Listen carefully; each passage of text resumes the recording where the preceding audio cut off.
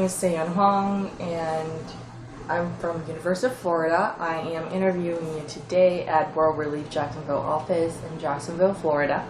Can you please tell us your name and spell it out for us? Okay, yeah, my name is Indra Koirala. Indra Koirala. Thank you. Before I have you pick out the 3 topic cards, I'm going to ask you a few questions. First of all, can you tell us about your hometown? Hometown, I was born in Bhutan. So it's a small country near India, surrounded by India on 3 sides, and Tibet is on the north. So I was born in a small city called Chirang, Bhutan. And how long did you live there? So I lived there I was born in 92. So 85, 86, 89, 90, 91, 92. Yeah. 80? Yeah. And then you moved to... Yeah. I went to refugee camp in Nepal in 1992. And how long did you live in the camp? From 1992 to 2009. And in 2009 you came? Yeah, in May 2009 I came to America. So you've been here for about almost 10 years now. Yeah, pretty much, yeah. Within Jacksonville, did you have to move a lot, or have you been staying in 1 or 2 places? Yeah, I have been staying in, I just changed apartments, 1, 2, 3, and now I bought a house, so it's 4 times, yeah. Yeah. Can you tell us a little bit about that? Which apartment you had to move from? Yeah, first World Relief put us in this apartment on University Boulevard, not so far from this office. And I lived in an apartment for about a year, 2009 to 2010.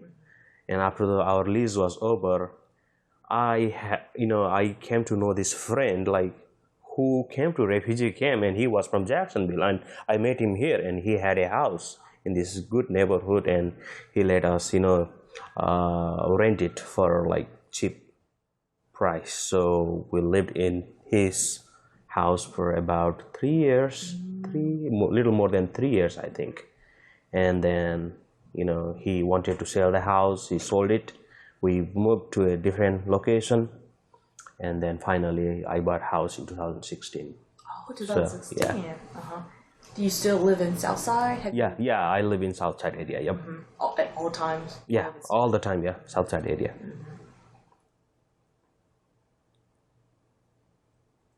Okay, well, that's great. I was just asking you these questions so that I know your background a little better. Okay, now what I'd like you to pick out 3 cards out of these, and and you can start telling us about the topics that you chose. 3 topics. Oh my goodness, these are oh no.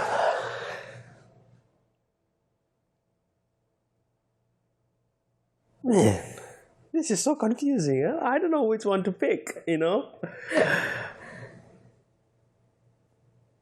So if I pick home, I have to talk about my... It's not that exclusive. You can start just telling us about home. This is a starting point. Okay. I'll be asking you questions if I need. All right. Yeah. So don't feel too pressured. Okay. All right then. Friends. Safety. And yeah.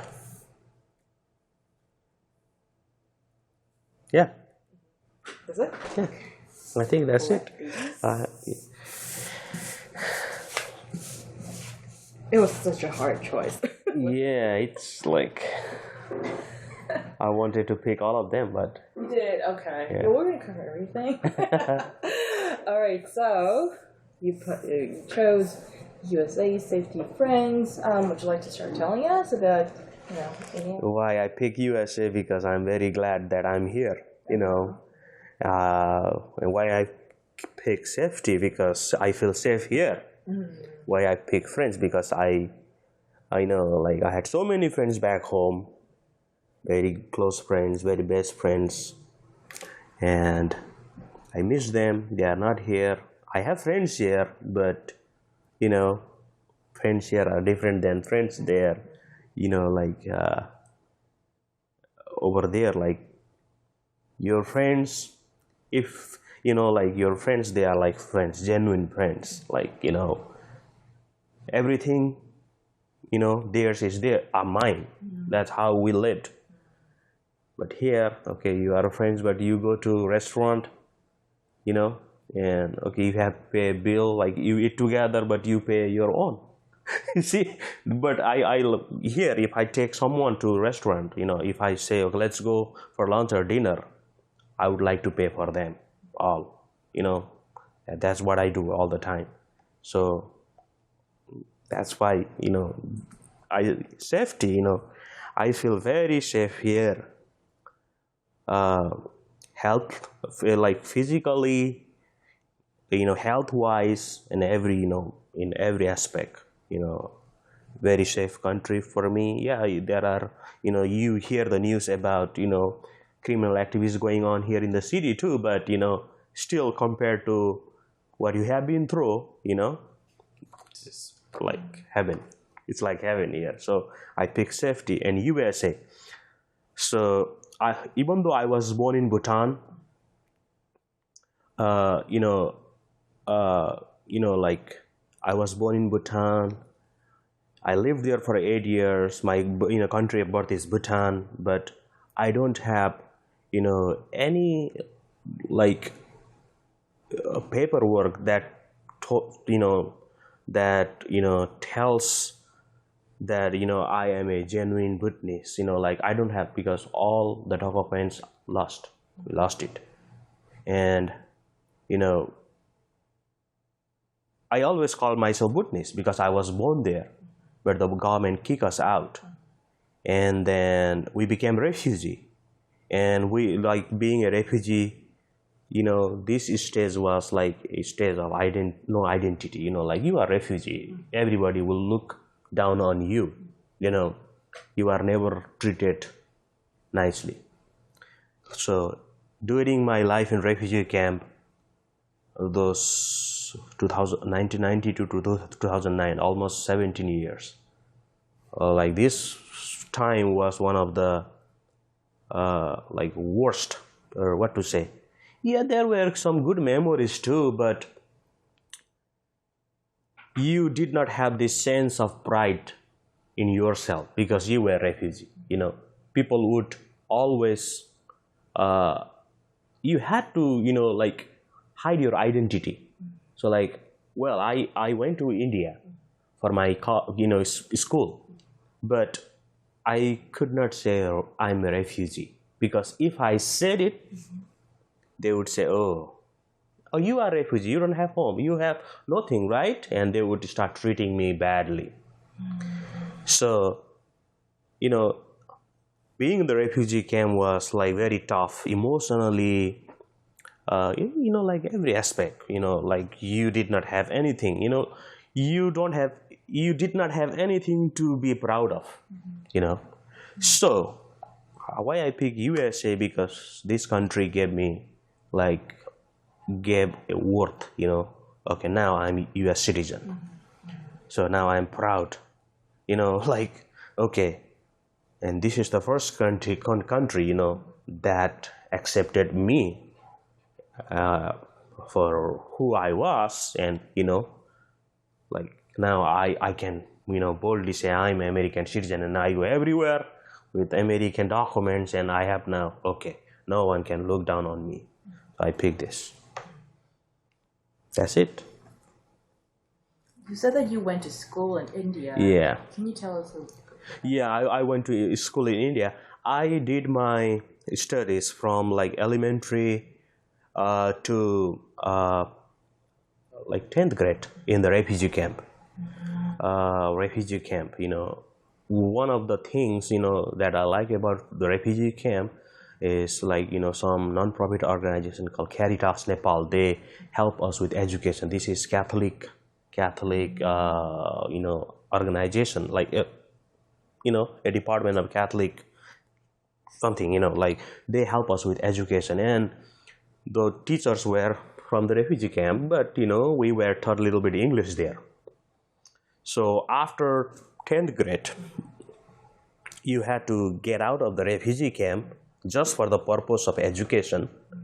You were allowed to, like if you want to pursue higher education, you were allowed to, ask permission from the camp authority, refugee camp authority, and they would say, okay, if you are going for education, we would let you go. But you had to come back every 6 months or 3 months and report to them, hey, I'm here still, So many people, in the refugee camp, they study in Nepal, like not in the refugee camp, but outside the refugee. There were some colleges and universities, and I was kind of, like a good student. So I wanted to study science, and then I had goals in life. I want to be a doctor or physicist or chemist, So, there were good schools in Nepal, but there were like better schools in India. So nearby, like not so far from our refugee camp. Our refugee camp was close to Indian border. Like it was like how many, like from bicycling, we would go to Indian border. So cycling, riding on a bicycle. So 2 hours from our refugee camp to get to India. So India border, and there was a big city near India, and like there, I studied in India, Darjeeling, India, where there were some good schools, missionary schools. So I went there for education, and I was in India for 5 years. Yeah. So. And when you were living in India, you were back and forth? Yeah, I was back and forth every 6 months. Every 6 months. Every 6 months, and then you would spend, how long would you spend with the camp? In the camp? About a month, or sometimes like during winter break. I would spend my break there in the refugee camp and go back. So that's what I did. When you were, so what was the name of the city? Darjeeling? Yeah, Darjeeling and Siliguri. So 2 cities. Like I did my grade 11 and 12 in Darjeeling, and then my college in Siliguri, India. Yeah. How was it living in India, in Darjeeling, and also in... Like it was, living in like India, it was like Darjeeling. There were so many Nepali speaking people, it's like mostly Nepali speaking. So they are very like, people from Darjeeling are just like people from Bhutan, like they are very friendly. But people from Nepal, even though they speak same language, they try to cheat on you. But these people in Darjeeling, they are kind of like similar to those Nepali from Bhutan. So you feel welcomed a little bit. You feel accepted over there. Yeah, and that's why I yeah. So what about in comparison to Darjeeling? How was Siliguri? Siliguri, it was like full of Bengali people. It's completely different. But in Siliguri, it's a metropolitan city. So you have people from different, like it's a, diversity. So in the college life, it was kind of tough because you are surrounded by so many Bengali people, but they would be scared of Nepali people. I don't know why, because they are brave.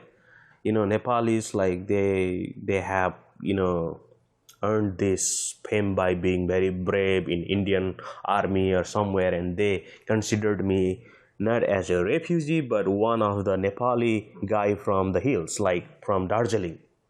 So they would not do anything, yeah, hey, like that, and they would be good. But if I said I was a refugee, it would have been a complete different story. So yeah. So I guess in most of your time in India, you weren't open about yourself being a refugee. No, I was not open to, because like if you said yeah, you are a refugee, then you will have to face so many like hard times, like, so that's why you always had to hide your refugee identity. Was that also the case in Darjeeling, where you felt? Darjeeling, yeah, to the close friends I would say I'm a refugee and they would accept me, but to just friends I would not say. And like I rented a house and I told them, hey, I'm a refugee, and I shared my story with them and they accepted it. And they let me stay in their house, and also I was paying some rent to them, so they were making some money, but they were nice. Yeah. And since Darjeeling, like it's little far from the refugee camp, you had to go to get to Darjeeling, it took more than 6 hours, so they hardly like had any knowledge of the refugees. So even though if you said you are refugee, they would not keep on asking you more. So but you still thought that Darjeeling was a lot more welcoming. Yeah, and a lot more welcoming. And later on I find out that like the refugees, these people from Darjeeling, some of the political leaders from Darjeeling, they try to help Bhutanese refugees to go back to Bhutan, and they were supporting this movement of going back to Bhutan. But yeah, they were there, they were helping. So what would so you said that you hid your identity as a refugee in these Indian cities. Yeah. How were you able to navigate through your life in India? Like finding housing, getting around. How was there? It would have been very difficult, for me. But I used to have my friends from Darjeeling, who I went to college with, and I would just go with them. Hey, and they are the first one to look for a house, and I am one of their roommates, so they would not ask me about my like all details, because renting house there and here is different. You have to be in the list for, but over there one person can say, it's not like they don't have to go through all the paperwork. So hey, we are going to rent the house, 5 people will live there, and it was like that over there. So it was not that hard. But if Siliguri was Jacksonville, and if I had to hide my identity, I would be in big trouble. So everything's open. Yeah, everything is open. You have to tell everything. Who are living here. You have to be on the list. So over there, no. Was your friend also from camp? No, they were from Darjeeling, and like they were the students from like Darjeeling, Sikkim, and different places. We went to the same school, and I get to know them. And since I was friendly, we became friends. And then, sometime I forgot myself. Oh, I'm a refugee, because I was like acting as one of them, but deep inside me, I was like, I'm a refugee. And like sometime I told them, they never went to refugee camp, but finally I took them, and they were surprised, and they were I was thinking their reaction would be very bad, but they loved me, and we are still friends now. So yeah. Can you tell us more about their reaction? Yeah, like I took them to, like, I say during my first year in college, like not first year, second year, I took one of my friends from like, this friend was from Sikkim. Sikkim is a state, one of the states in India, but close to Darjeeling. And he's Nepali too. And we were in the same house, doing everything, and I became his friend. And one day I used to tell him everything about me. I'm a refugee, blah, blah, blah. I did not hide anything from him. And, he was like, okay, what is a refugee? He did not know anything, and one day I told him, let's go to the refugee camp. And he said, let's go. And when I brought him to the refugee camp, I saw tears in his eyes, and I saw his reaction. Oh, you have been through so much struggle, and you are never sad. You are always there to help me, when I need.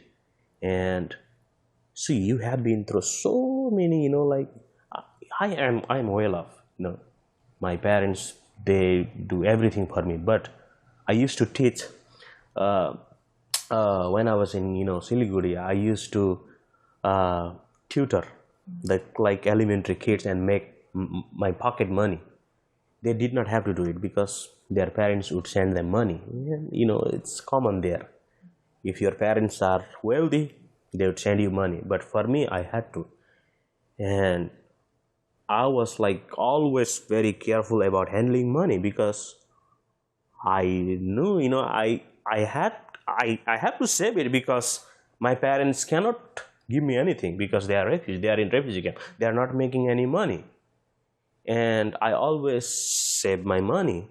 But they since they were very from wealthy families, they would spend all their money, and at the end of the month they would always ask me, hey, you have some money that I can borrow from you? And I said yes. I would give them. And I took them to the refugee camp, to him, especially, and he was like, oh my goodness. And he was like, I'm really thankful, So, yeah. Were you allowed to have visitors inside the camp? Our camp was, kind of like it was, since, these guys from like Darjeeling, they look like one of us, So people would not care much about, who are coming in, and it was not fenced. So, like, people from nearby villages could come to the refugee camp to sell their vegetables and anything like that. So, it was not fenced. It was not like that kind of refugee camp. So, yeah, I was allowed. And, yeah, we should, like my friends should not do any criminal activities in the camp.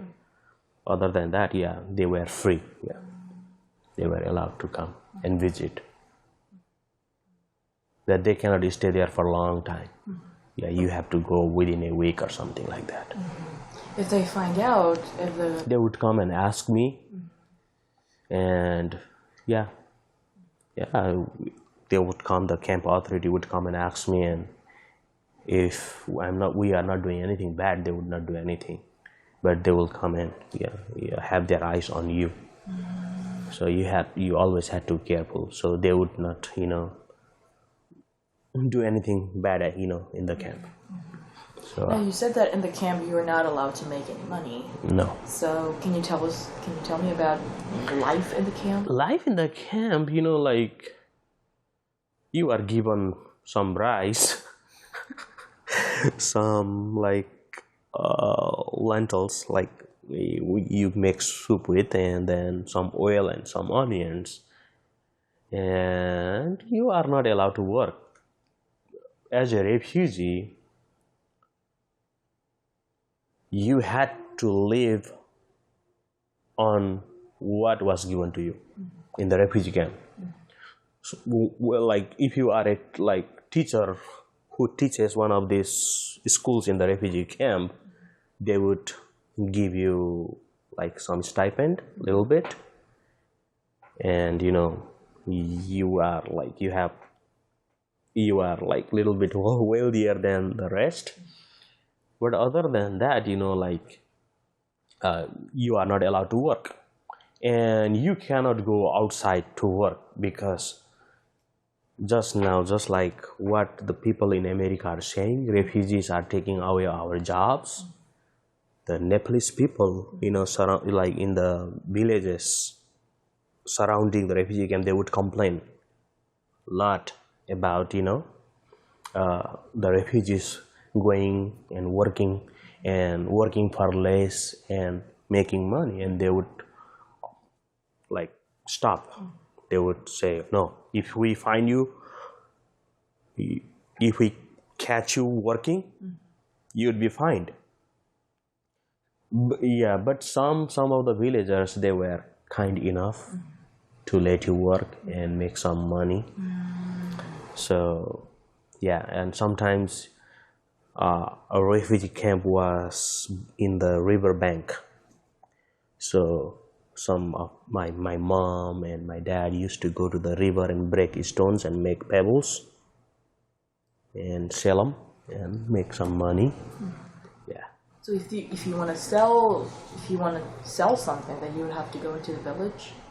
Yeah, like outside the refugee camp. And you also mentioned that some of the people from the village would come and sell their products in the camp. Yeah.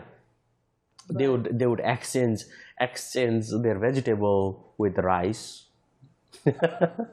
or some oil or something like that. And like if people have some money, they would buy something from them also. But usually the trade between the villagers and those in the refugee camp was like, okay, they bring vegetables, you give them little rice, something like that. That kind of system was there. Yeah. Because you don't really have the money, there's no currency. Yeah. That's in place. It's more of an exchange. Yeah, exchange system. Yeah. And what about clothing and other things? Clothing and other things, yeah. I still remember up to 10th grade, I had only one pair of pants, 2 holes on my back. I first wore shoes when I was in 8th grade. Shoes. I always used to have these flip-flops, and you repair it. And same clothes.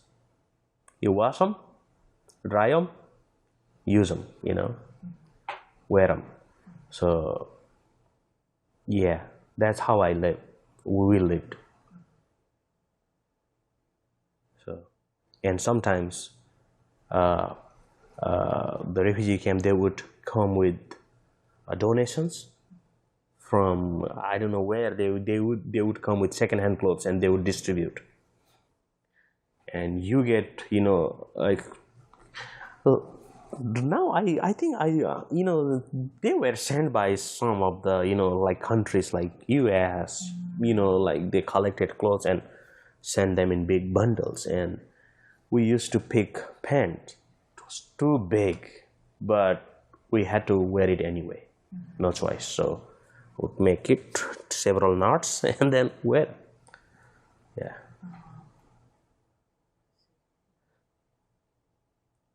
I still remember getting, we would buy new clothes only once a year. How would you buy?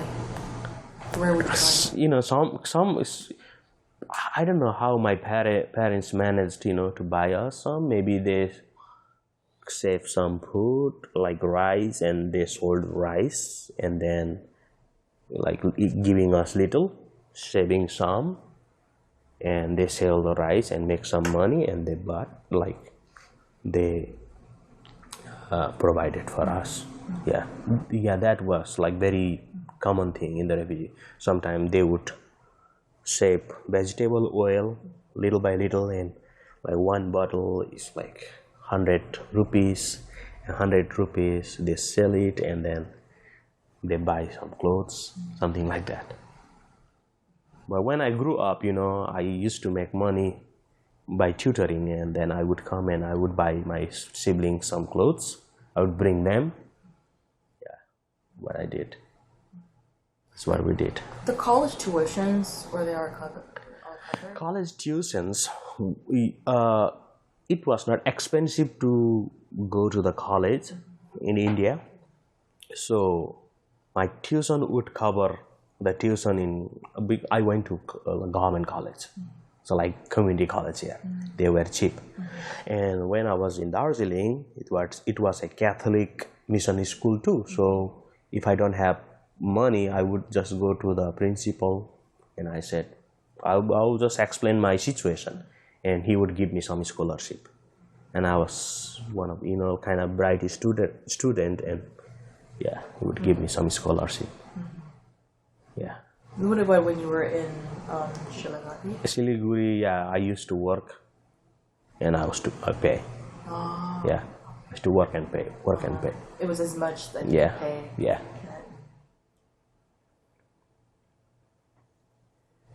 Is there a story or any anecdote from the time that you were in camp? There are so many stories. Yeah. Yeah, like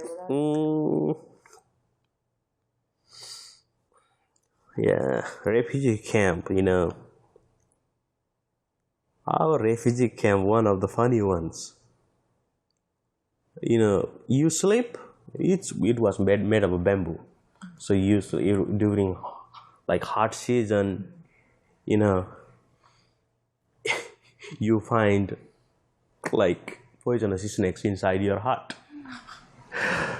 yeah, because like our refugee camp was in the like bank of this river during like hot season. It was so hot in there. The snakes would hide somewhere, and nighttime they would come, and so many people died of snake bite in the refugee camp. And like the snakes over there were very poisonous. That's why every time I see snakes here in America, I kill all. I don't, because I'm so like, I don't know which are poisonous, which are not. I should not say it, but yeah, every time I see, I don't want to be bitten by it. So as soon as I see, I kill. So because of my experience there in the refugee camp, we needed to kill, otherwise you are dead. So you see snakes somewhere, sometime in your ceiling, sometime in your bed, and during like a rainy season, monsoon season, the river would become very big, and you had to leave your little hut in the middle of the night and go away to the secure place, because you never know whether this river would wash you. Then where would you go? To this like nearby village, like little higher altitude place, and you would live there for but thankfully we ran away many times like that. But our heart was still there, like it was not washed away. Sometime during windy season, yeah, you would have to hang on your roof, because our like roof was made of plastic, and it would like the wind would take it away, so you had to hang to keep it on place. So all the family members would hold one side and like that. And sometimes we planted bananas in the refugee camp, because banana it absorbs like a lot of water, and refugee camps were very prone to fire. Like many times our camp caught fire, and like if one hut caught fire, like more than 70-80 huts will be burned. So we planted bananas because they have water, so it's very easy to put down fire. We put leaves and what to say, I don't know what to say it, like from the banana trees. So there were so many banana trees in the refugee camp. Elephant love banana. So elephant would come during the night, and they would destroy several hearts and sometimes kill people. So that used to be our lifestyle, but we were used to about handling that kind of situation. Yeah. Was there not, in the time of the monsoon seasons or the time where you had to evacuate the camp, was there not any shelters? No shelters. You had to find your own shelter. So when the kind of situation happened, you just run away, leaving everything. You just run away to higher place. And if you have friends in these villages, they would let you stay in their house for one night. You would just stay, not sleep. Just they would let you. But yeah. And the UNHCR? No, they would not do anything. Yeah. So what were the main functions of the UNHCR? Because I think they would do something about it. But yeah, if they saw the your heart is taken away, they would provide materials to rebuild. And the ingredients. Yeah, food. Sometimes secondhand clothing. Yeah, sometimes they did. Yeah, food, shelter, and clothing. Yeah, but the shelter, in case of emergencies, they would not. Yeah, do it. Yeah, you had to manage your own. Yeah. Was there anything other than the banana trees that these people found out to navigate their way through times like that? Flooding.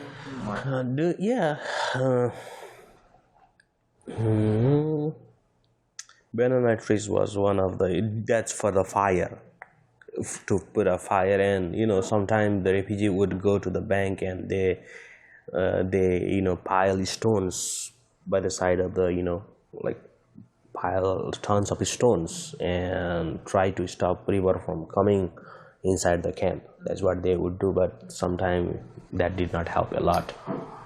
Yeah.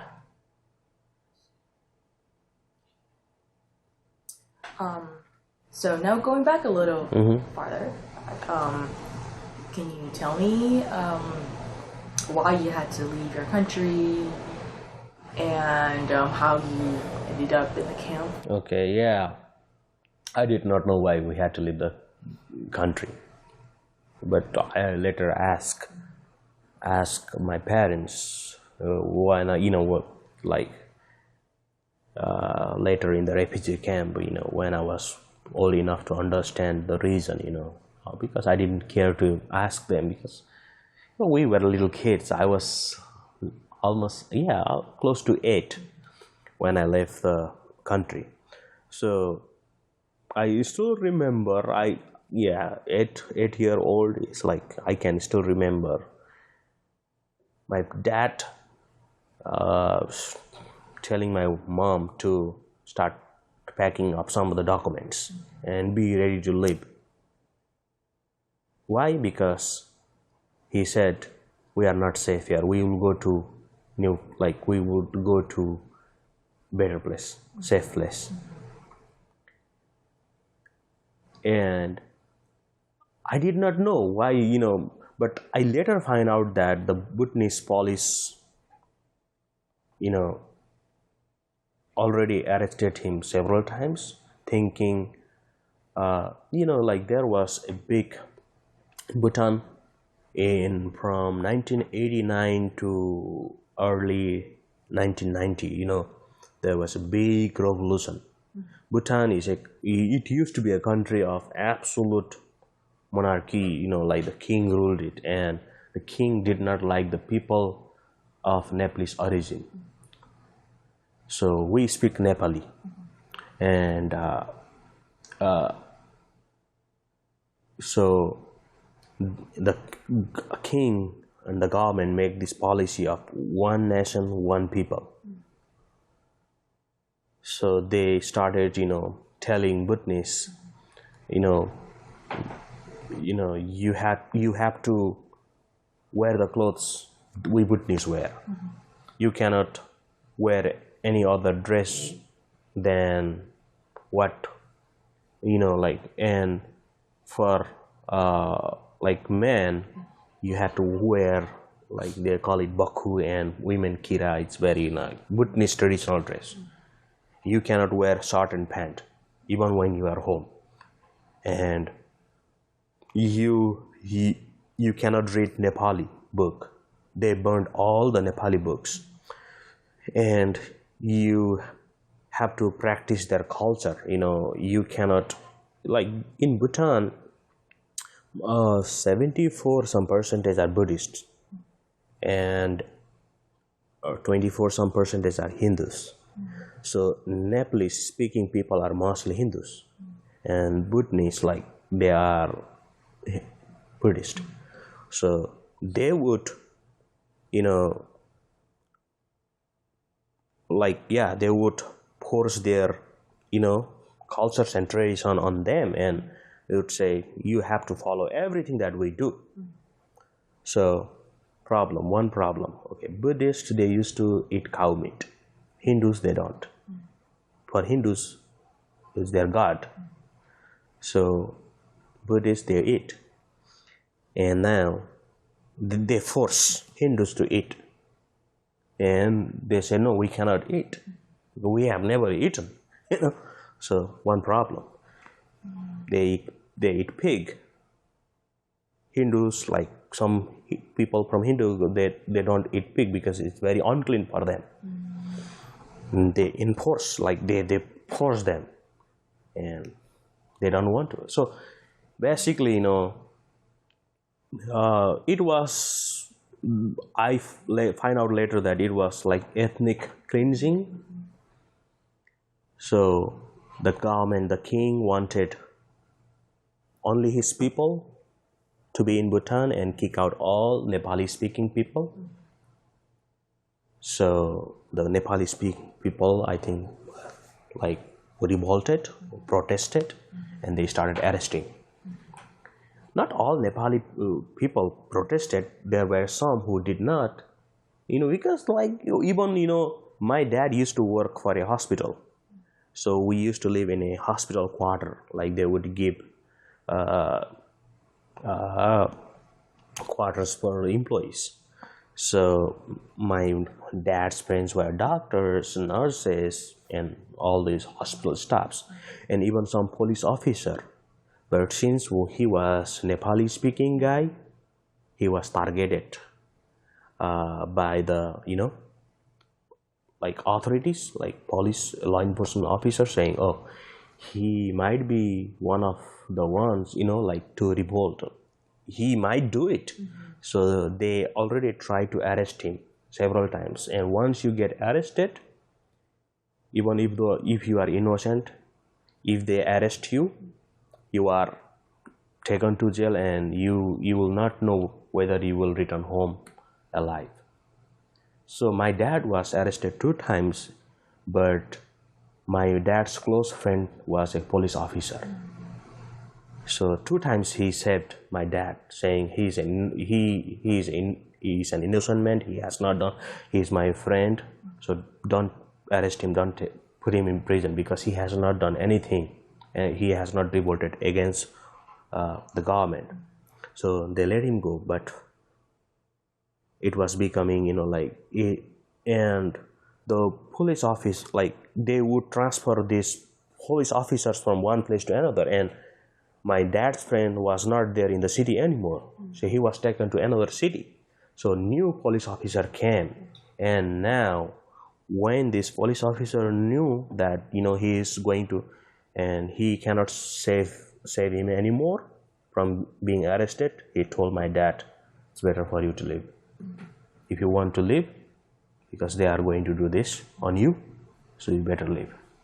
So it was evening time, he told my mom and let's pack up some of the documents saying we are Bhutanese, and then we left in the middle of the night.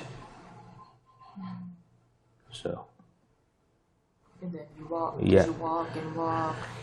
Yeah, we walked for several hours, and we caught a bus, and then we went to the city near India border. Did you remember the city? I think it's Sarbang or something. Yeah, we went to that, and there we met other families who had flee their places, and they had come, and they were from my dad's village. So they were all there, and they rented a big truck, like you don't see that kind of truck here. It's not like 18-wheeler. It's smaller, but it has open like flatbed, truck. And all of your families were like 7 families together in one truck, backside. And then we came to India, and then we crossed through India, and then we came to Nepal border, and then they did something. They registered us as a refugee, and then we became refugee, and they put us in this camp. So Is that a kind of truck that you think was coming back and forth, just doing that? I don't know about that. Maybe like you had to pay some money to rent this truck. Maybe that did not do it. Later on, since so many people were fleeing it, maybe these truck people, they made money from the people fleeing, the Nepalese leaving Bhutan, and because they were there, like family members were arrested and killed. Sometimes your mothers were raped, daughters in front of you, and like so many tortures going on. So Now, so I guess it was in the camp that you learned of the option of being resettled. Can you tell me how you learned of that and the possibility and the process that you had to go through? So from 1992 to 2000, mid 2007, I think, we were in the refugee camp, and our people, they try to say, try to go back to Bhutan, and they try to go to Indian border and say, India, let us go home, because India was in between Nepal and Bhutan, so to go back to Bhutan, you had to go through India. So India would not let us go. So people made several attempts to go back to Bhutan. We don't want to live in refugee camp as a refugee. But, Bhutanese government was not accepting us, and India government would not let us go through their roads back to Bhutan. So after several attempts, of like the refugees, they were talking about these options, and I was old to understand what was going on in the refugee camp. So they would say, for us, maybe the Nepalese government would assimilate us here, like make one of their people, and they would give us the land, and but even within Nepal there was so many political crises, so many things going on during that time. So Nepal itself was not good politically, and it was very bad situation, and Nepal government was not able to handle its own people.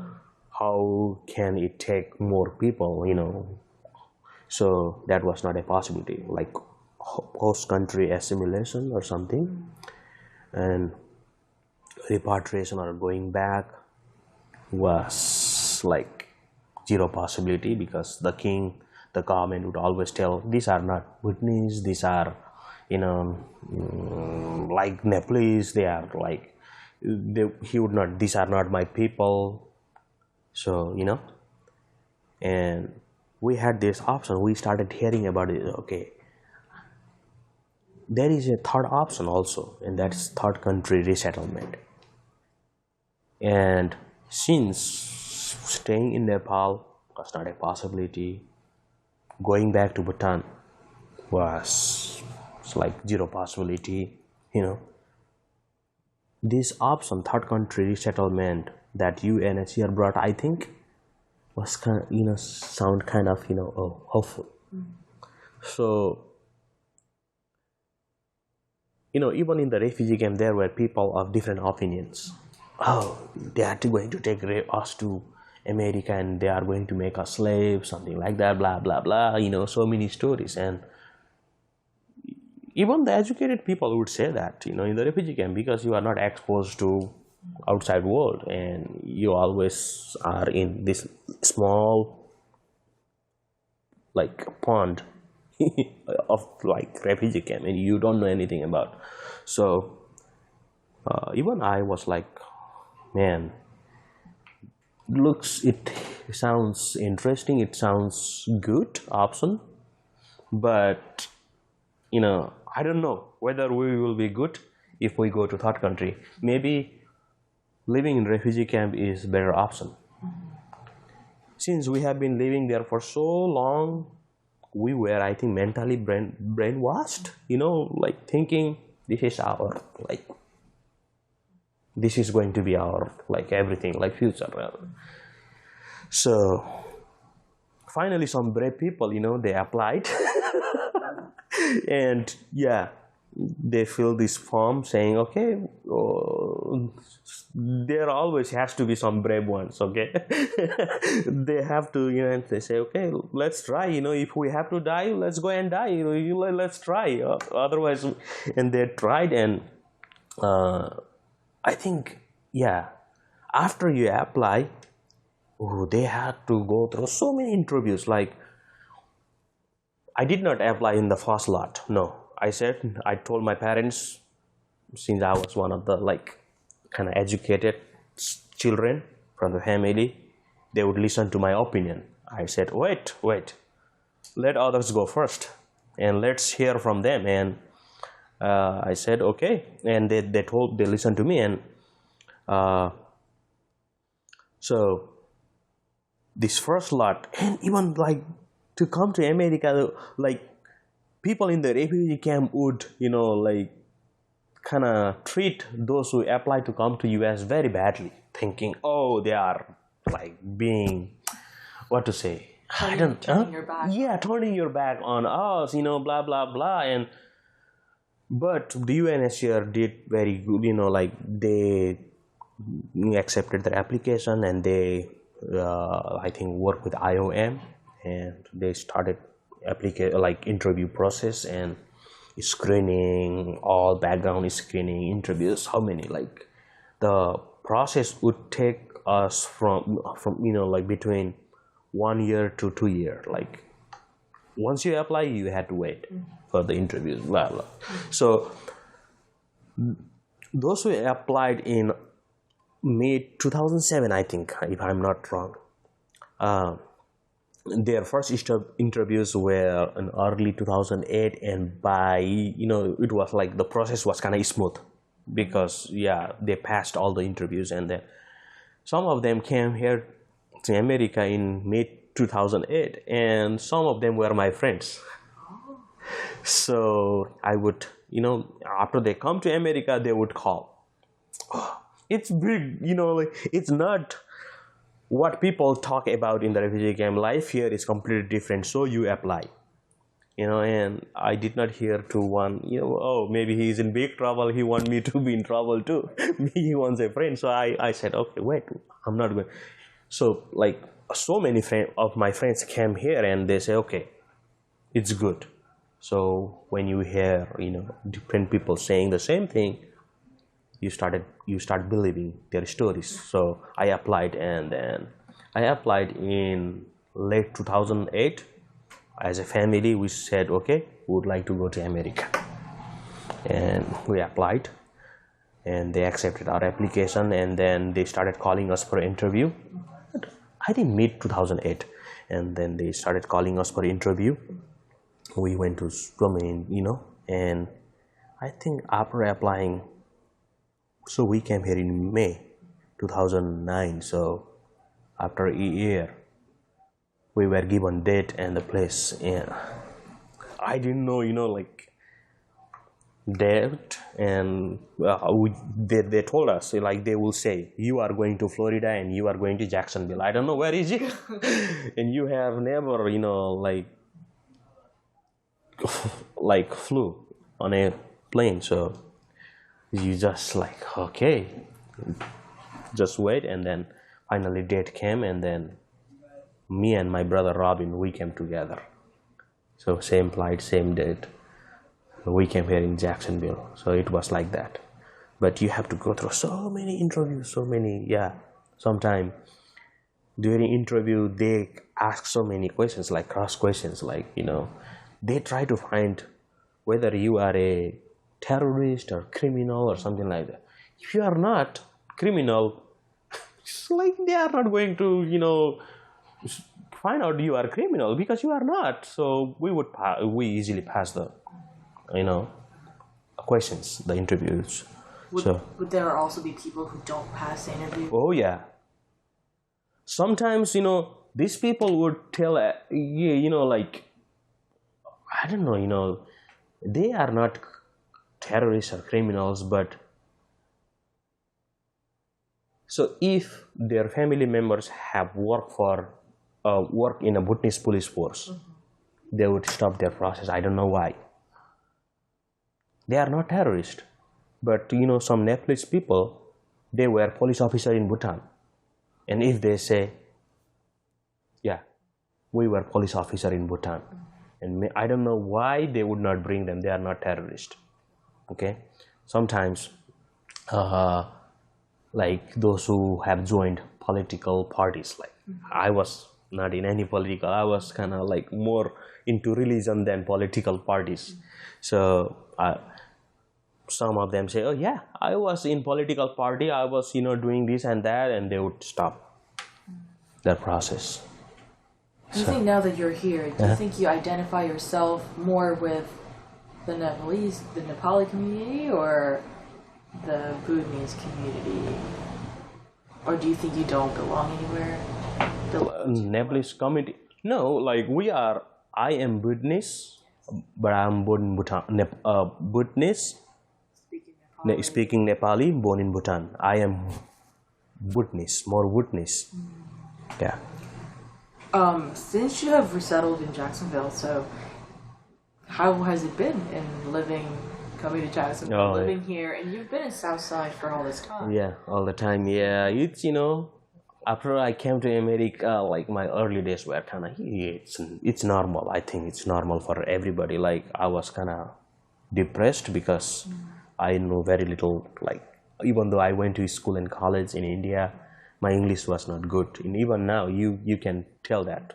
So I struggled, and there's friends. You had friends here, you had to make friends, and these friends, that you make are like, they are just friends for, like, you really, like, I don't know, how to explain it, but yeah, so I didn't have friends, so I started trying to, like, make friends, and I made some friends, but like to go to their house, you have to make appointment, like tell them I'm coming. Are you home? It's completely different. But back home, you would show up, and I tell my American friends, you don't have to call me to come to my house. Just show up, and you are always welcomed. But yeah, so I was kind of depressed for about a month or so, but I thought, I think I have to adjust. I'm in a new country, new culture, everything is new. I have to learn to adapt. So I started, so yeah, it was not easy in the beginning, like on the early days, but we struggled, and we came in a bad time. It was very hard for us to find job in 2009. Like it was like financially, country was not good and very hard. So they said us, okay, we will pay your rent for 3 months, and after that you have to manage your own. and it was very hard to find job. So yeah, we managed. They gave us volunteers, American friends, who are still like they are my friends still now. So yeah. Were you able to find a job within 3 minutes? No, not 3 minutes. Months, No, I got job in 6 months. So I don't know how World Relief managed to help us. I still don't know. I used to come to and talk to the office director and saying I don't have you know my situation, and I don't know, like they did something and they help us. They had some flex money or something. They help us, and after 6 months, yeah. And what was your first job? Oh, I cleaned restroom in the University of North Florida. I was a janitor. Yeah. Now, I know that there's a lot of other Bhutanese communities around the country. Is there a reason why you didn't move out to another city and you decided to just stay here?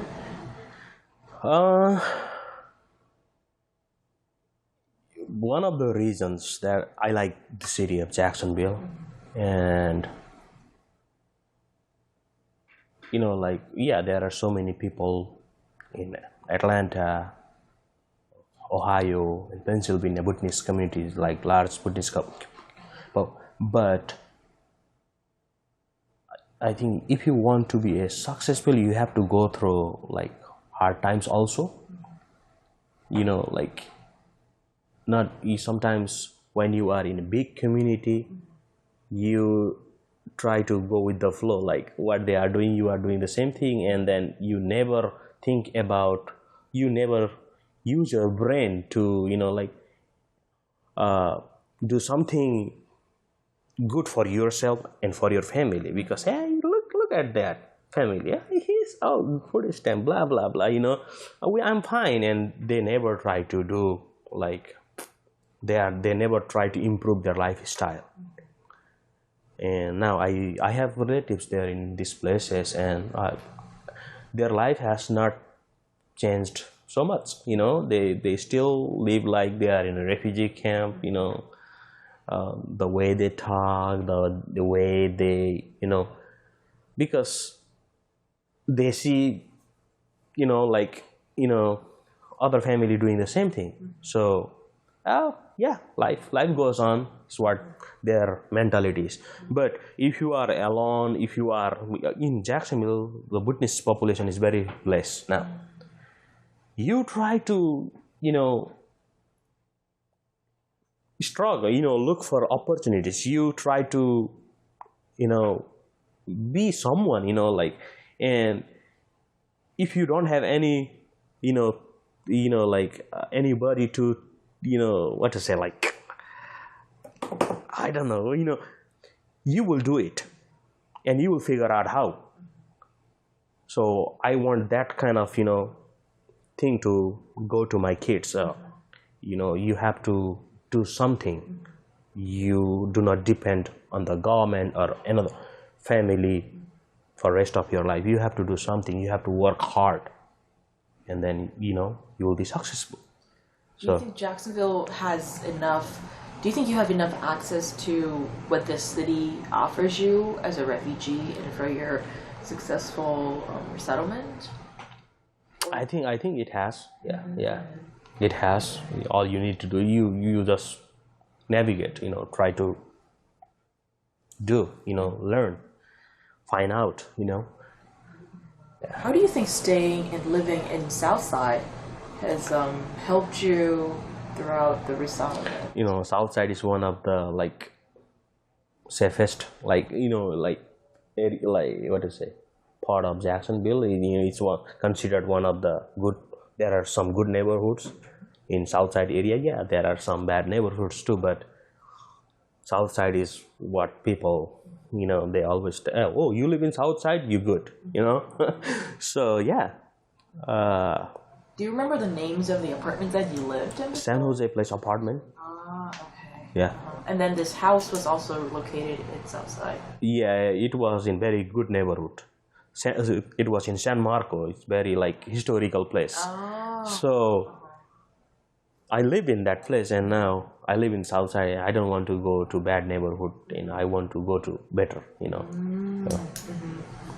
But you still want to stay in Southside? yeah, Southside, or Southside or better neighborhood.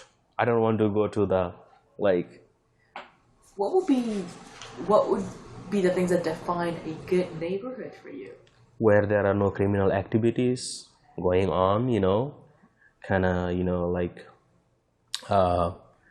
because if you hear the news, you listen to the news in the morning, north side, Arlington area, all the time you hear about gunshots, people killing, people being shot, every day on the news or something,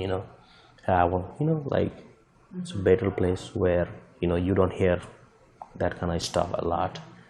Well, people are, friendly, like in the neighborhood that I live, all my neighbors are my friends. Hey, how are you doing? Not only that, if I need something, I just can go, and they are like, ready to help, even though they are Americans.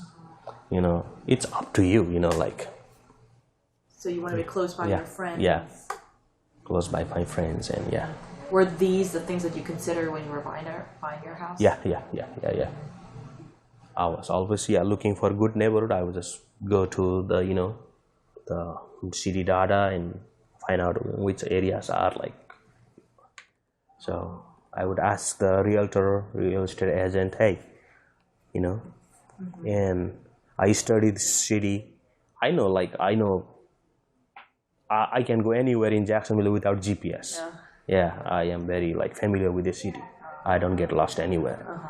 So yeah, and I have lived here for 9 years, and I should know it. Otherwise, I'm stupid. Don't you think? Yeah. You live. Yeah. This will be my last question Okay. for today's interview. But if the city says that, hey, Indra, we're gonna take one suggestion from you, and we're gonna make it happen. That can help the refugee communities in Jacksonville. What would be your suggestion? And they're gonna make it happen. Okay. What would my suggestion to the city? Yeah, I would tell them, refugees are not bad people. They are good people. They are here legally, and they are the ones, who would work and help give back to the community. So it's okay. It's just open your arms to welcome more refugees in the city. What would be the things that you thought the city was not welcoming of refugees so far? The city was not welcome. I don't want to make political comments. It's okay. It's alright. Yeah, politics have changed. Back in 2009, I feel so welcomed.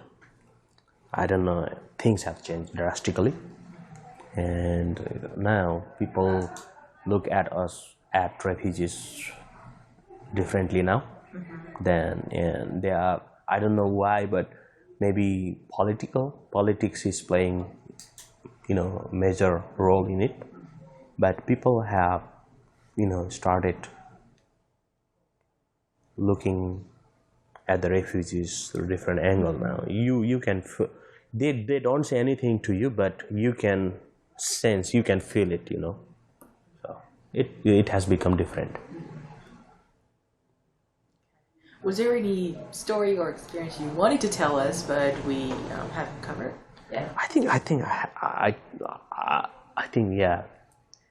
That's it. Yeah. No more. Yeah. I'm good. Yeah. Well, thank you so much for today's interview, Indra. We really appreciate you doing it.